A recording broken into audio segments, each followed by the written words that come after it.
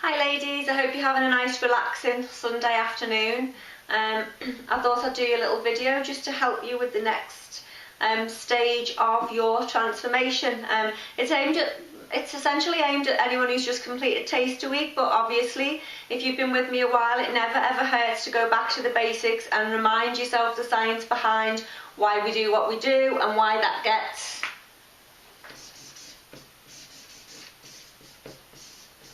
awesome results, okay, because that's what we're here for. So if it's the end of your first week, I'm hoping that you're feeling a little tighter, a little fitter, a little stronger than you were. I hope you're excited about the next stage of your journey, and I hope that you've decided to sign up and stay with us for those awesome results. If you've decided for whatever reason that it's not for you at this time or ever, please feel free to watch this video, try and take on board some of what I've said, and hopefully it will help you get some results in the future. So, why do we do what we do at Fitness Camp Academy? Well, we don't count, how do we get these awesome results? We don't count calories, we don't do points, we don't do sins, we don't do different coloured days. We just teach you how to eat the food that your body was intended to eat and how to do other things that can help safely, healthily aid weight loss, fat loss, and help you keep it off and help you understand the science behind it. So the system that we prescribe is based on two things. First thing is detoxification of your liver. The second thing, okay, liver detox, number one. Number two, can you see that okay? The second thing is hormonal stability. So get your hormones operating the way they should be, and those two things together equal insane fat loss results.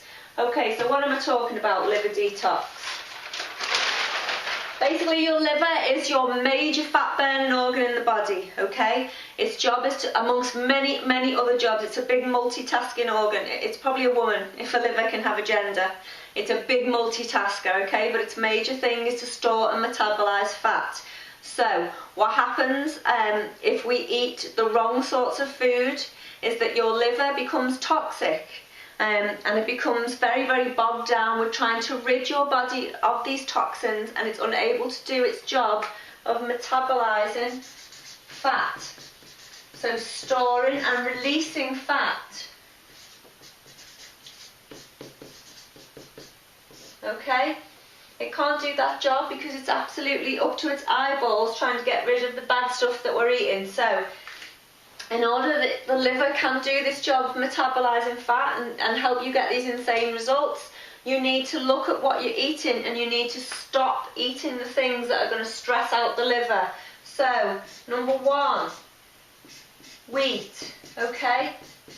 What I'm about to tell you is all about detoxing and eliminating, okay? So, no more wheat, okay? Most of us can't digest it. It just ends up bringing your digestive system to a halt, your digestive transit. It stops you from absorbing the nutrients from your food, and it basically makes you fat. Okay, what's wheat mainly found in? Bread. This usually makes me very unpopular, and believe you me, I know this is hard because I like bread, I do. But bread makes you fat. Okay, what is bread made up of? It's principally, flour plus water, or to put another way, it's glue. Okay, bread glues your insides together. It gives you a muffin top. They don't call it a muffin top for nothing. So no more bread, not just bread, but anything with wheat in it. No cakes, no cookies, no biscuits, and nothing with gluten in either. Wheat and gluten tend to go hand in hand because gluten is the protein that manufacturers put into bread to make it springy and spongy. Again, gluten is indigestible.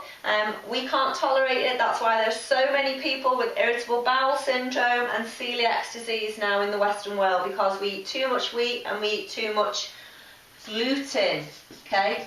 Think of gluten, think of glue. Okay? Like I've just said. So No more bread, guys. Bread has to go. Believe you me, if you drop bread from your diet, you will feel the difference within a week. Okay, you will feel better here, inside and out. Okay, you will notice that you're not storing fat here in your love handles anymore. Your stomach won't feel so bloated.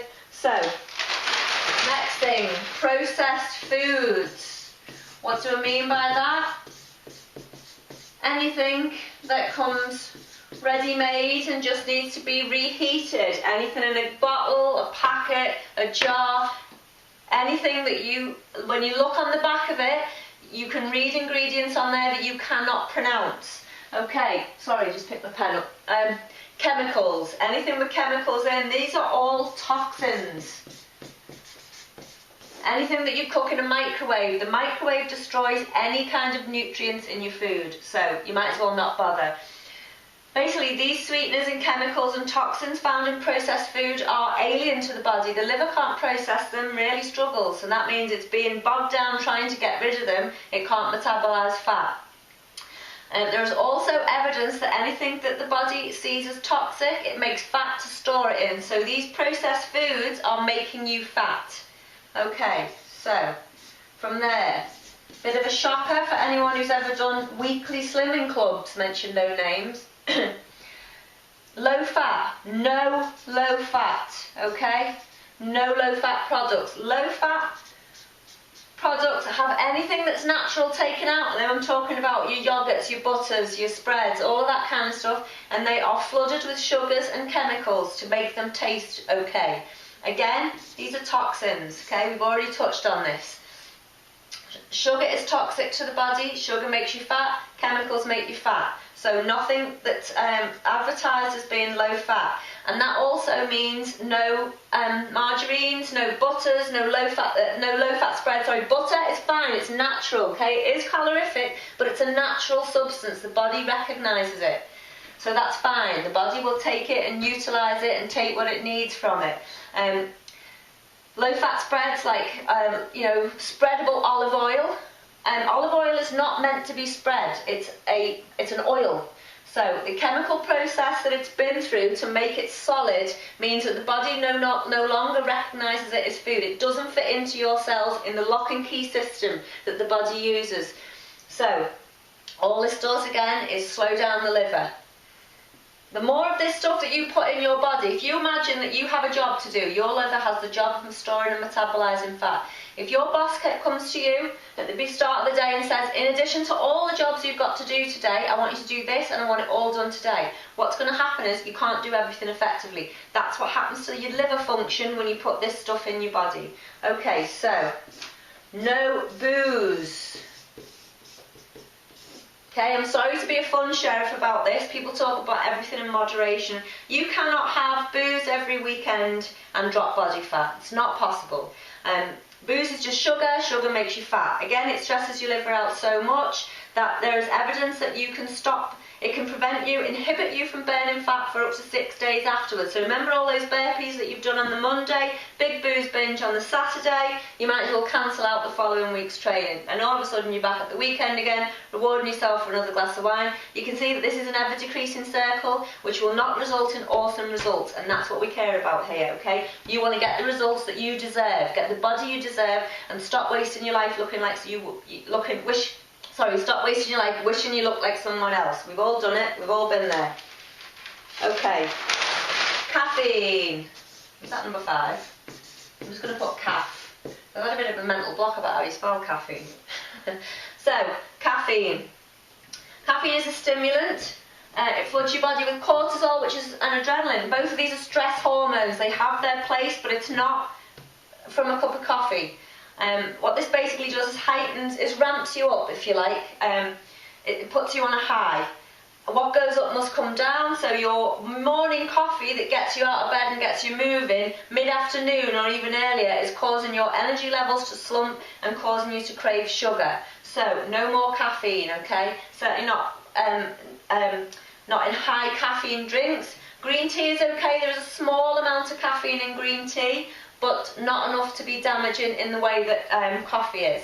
So, no coffee. Okay, coffee has to go. And finally, This is not something that you need to take out, but something that you need to put in.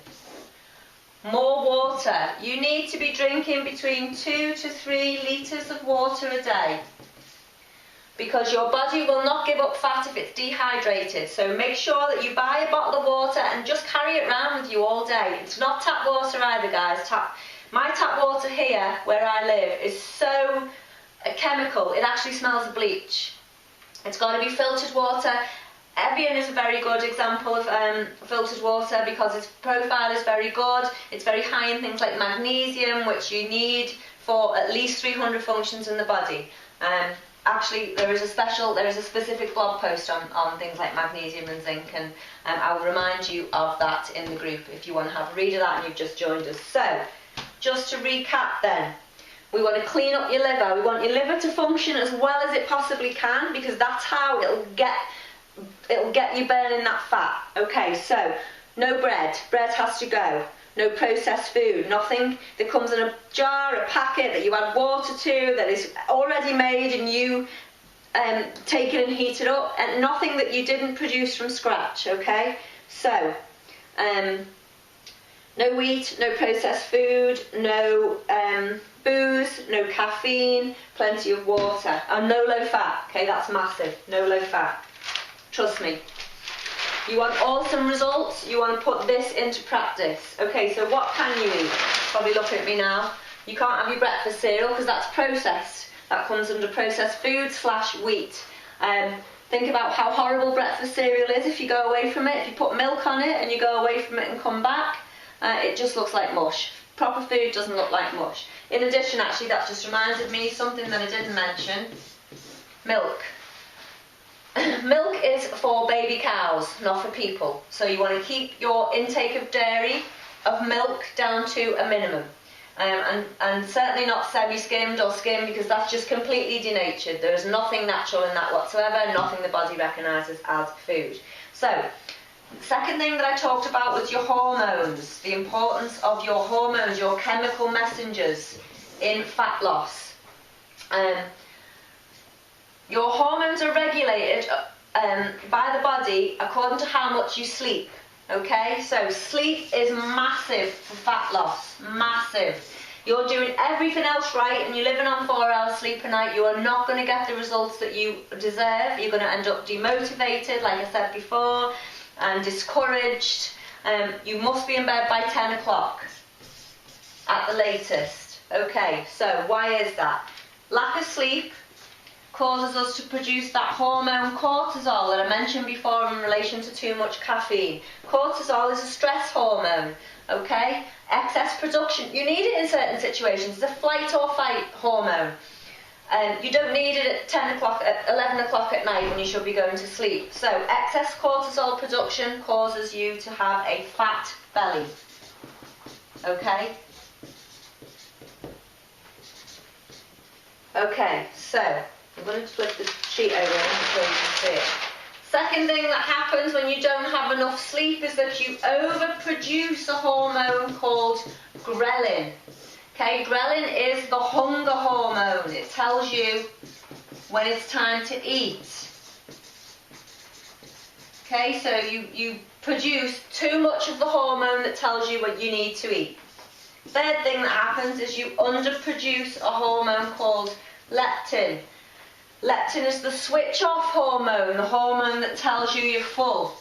So you can see the disaster happening here. The cortisol giving you a fat belly, the excess ghrelin making you hungry all the time, and the leptin, which you should be telling you you're full, there's not enough of it. So this is a recipe for disaster, basically, in terms of fat loss. It's not going to happen. It's going to make you fat. When you think about, in addition to that, when you think about the fact that sleep is the time when the body repairs itself, builds lean muscle mass, none of that is happening if you are sleep deprived. We seem to have this culture now where we're almost proud that we can survive on 4 or 5 hours sleep a night. It's not good for you. Not only does it affect your ability to drop body fat and your hormonal cascade, but it also means that your just ability to make decisions is impaired. You're over emotional. You can't think straight. It's not good for you guys. It really isn't. So just to recap then, to get awesome results, which is what we want, we need to detox the liver, and we need to get plenty of sleep, and we need to drink plenty of water. How do we detox the liver?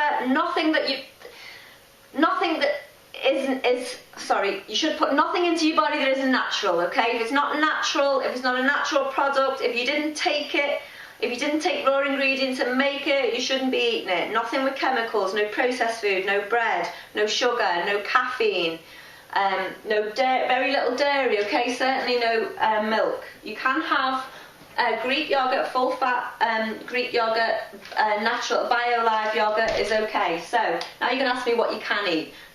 What you can eat is lots of green veg. So, spinach, cabbage, kale, lots of colourful veg. Oh, sorry, also watercress. If you are prone to fat storage in your thighs, you should be eating watercress, bucket loads of the stuff, because it contains something called indo-3-carbinol, which stops you from storing fat in your thighs. Things like red peppers, colourful vegetables tend to be very high in nutrients.